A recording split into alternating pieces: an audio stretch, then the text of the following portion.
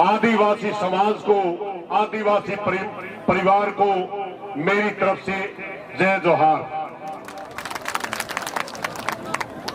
साथियों, सबसे पहले मैं प्रकृति की पूजा करने वाले, सामाजिक व्यवस्था को अपनी कायम रखने वाले,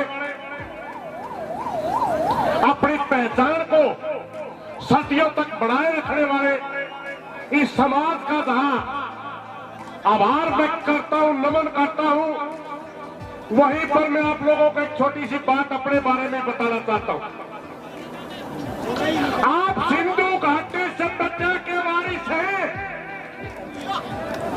और मैं भी सिंधु घाटी सभ्यता का वारिस हूं। मेरा गोत्र भी सिंधु है और आप लोगों ने सुना होगा हरियाणा के अंदर राखी गढ़ी, राखी साहब के नाम से एक सिंधु घाटी की सभ्यता की खुदाई हुई, जहां पर 5,500 पुराना हमारा इतिहास मिला है। हमारे रीति रिवाज भी एक है। आप लोग उसको पाल बोलते थे, हम उसको खाप बोलते हैं।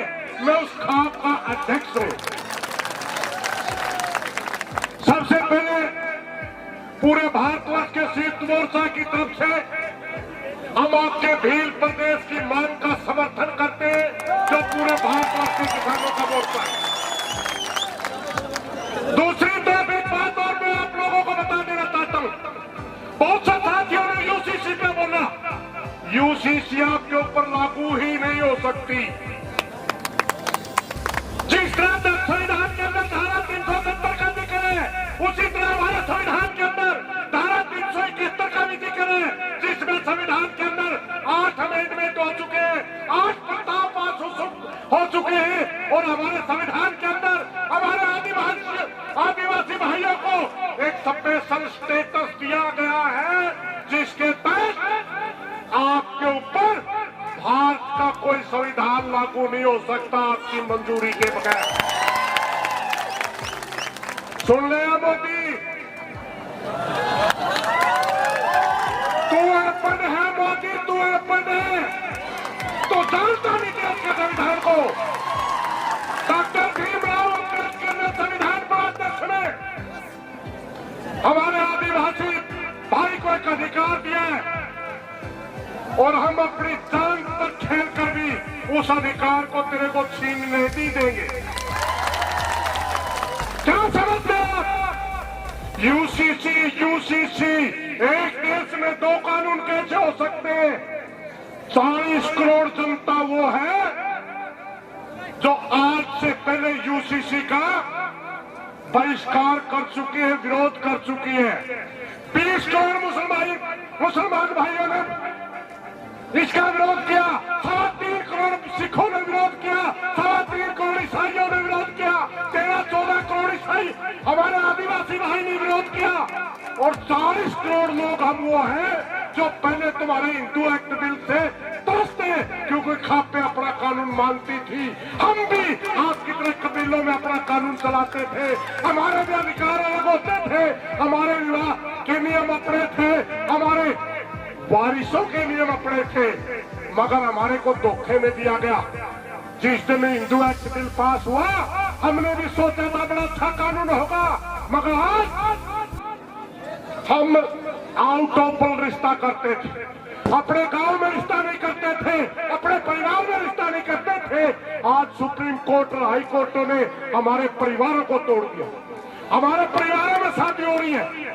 इसलिए साथियों, ये जो यूसीसी है ना, ये इस देश को बर्बाद करने का कानून है, इसको हम लागू ही नहीं होने देंगे, किसी के ऊपर भी लागू नहीं होने देंगे।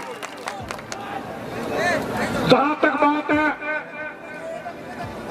हमारे समाजों की, हम किसान हैं साथियों, और किसान किसे कहा जाता है? बहुत से साथी हमारे को भ्रमित करते हैं। किसान उसे कहते हैं जल, वायु और भूमि की सहायता से किसी भी तरह के उत्पादन करने वाले को किसान कहा जाता है। आप भी उत्पादन करते, हम भी उत्पादन करते हैं। आप भी किसान, हम भी किसान है। मजदूर किसे कहा जाता है? जो अपना श्रम शक्ति के माध्यम से, अपने हाथ के हुनर से किसी भी दूसरे व्यक्ति की सहायता करता, उसका नाम मजदूर है। आप भी मजदूर है, हम भी मजदूर है। हमारे और बीच में, आपके बीच में दीवारें किसने पैदा की? एक मैं बात याद दिलाना चाहूंगा आज डॉक्टर भीमराव अंबेडकर जी की, जब उनसे किसी जमाने में एक साथी ने पूछा कि आप इस पोकापंथी व्यवस्था के खिलाफ क्यों बोलते हो? आप ही धार्मिक लोग, विचार रखने वाले लोगों के प्रति चोट क्यों करते हो? तो उन्होंने साफ कहा था, अगर मेरे देश का दलित भाई, SC, ST, OBC अगर हजारों साल तक नरकीय जीवन जीने में मजबूर हुआ, उसका सबसे बड़ा जिम्मेवार धर्म के ठेकेदार थे, धर्म के ठेकेदार, जो आज RSS के रूप में आपके बीच में आ रहे। कभी कांग्रेस में होते थे, कांग्रेस सेवा दल के नाम से, वही लोग थे, वही एक डेढ़ बिरादरी है। आज RSS में भरम में मत आना साथियों, बकाया मत लगना। हम प्रकृति के पुजारी लोग हैं। हमें सर्दी लगी, सूर्य पूजा, हमें जब रोशनी की जरूरत हुई चंद्रमा पूजा, हमें जल की जरूरत हुई इंद्र पूजा। हम किसी के बुत पूजने वाले लोग थे ही नहीं कभी। हमारी संस्कृति अपनी संस्कृति होती थी, मगर इन लोगों ने एक बड़ा भ्रम का जाल फैलाया। हमारे देश के अंदर आते ही एक अजगर को छोड़ दिया, और आज हमारे को ये बताता तू हिंदू है, तू सिख है, तू ईसाई है। धन्यवाद भाई, मैं ज्यादा टाइम नहीं लूंगा। तू कौन होता है बताने वाला भाई?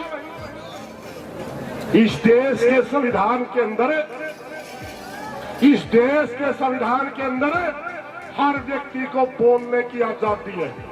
इस देश के संविधान के अंदर हर व्यक्ति को धार्मिक आजादी है, कौन किसको मानने का।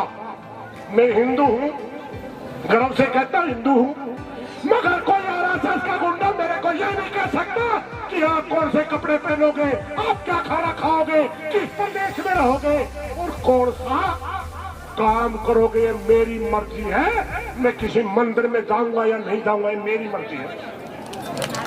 ये कौन होता है? मोदी है, तेरे बाप का देश नहीं है। ये देश हमारा है, ये देश हमारा है, और हम इसको तेरे को तोड़ने नहीं देंगे। ये देश हिंदू, मुस्लिम, सिख, ईसाई सबका था, सबका है और सबका रहेगा। इन्हीं बातों के साथ कोई गलत बात नहीं, माफी चाहूंगा। धन्यवाद सर।